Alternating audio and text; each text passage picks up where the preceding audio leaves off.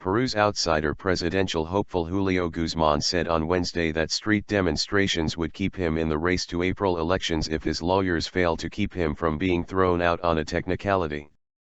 Guzman, 45, has climbed rapidly to second place in polls on promises to take the country back from a corrupt political elite that he says is now pulling strings to have him barred from the race.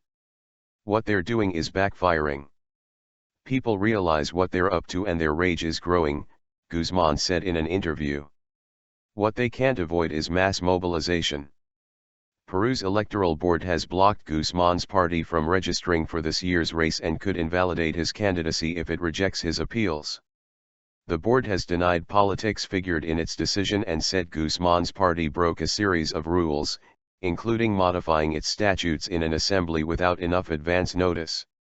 The dispute has further muddled the outlook for this year's elections as another candidate also faces possible disqualification amid plagiarism and vote-buying accusations.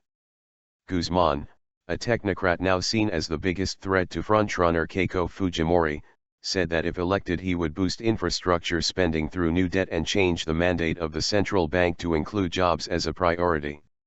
He described himself as a centrist reformist and said he would be a Democrat if he were a politician in Washington, where he worked as an economist for the Inter-American Development Bank for 10 years. Guzman said if disqualified, he would summon millions of Peruvians to peaceful marches to defend their right to vote for him. The status quo historically has limits on its control of people.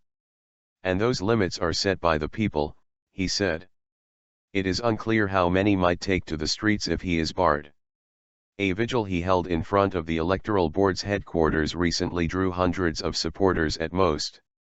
Guzman garnered 20% of voter intent in recent polls and was seen in the latest as virtually tied with Fujimori in a likely June runoff, a first for any of her rivals.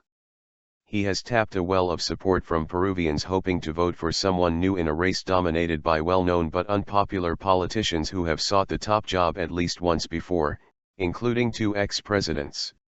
Guzman has dubbed other candidates dinosaurs and said Fujimori represented the biggest threat. Fujimori has vowed not to repeat the mistakes of her father, ex-president Alberto Fujimori, who is imprisoned for corruption and human rights abuses linked to his 1990 to 2000 government. I don't believe her, Guzman said. It's going to be the same dictatorship, the same authoritarianism we had in the 90s. But Guzman ruled out striking alliances or endorsing others to defeat Fujimori, saying they all represent the past. I didn't come here to win a vice presidency or a post in Congress, Guzman said. I came here because I want to make the country better.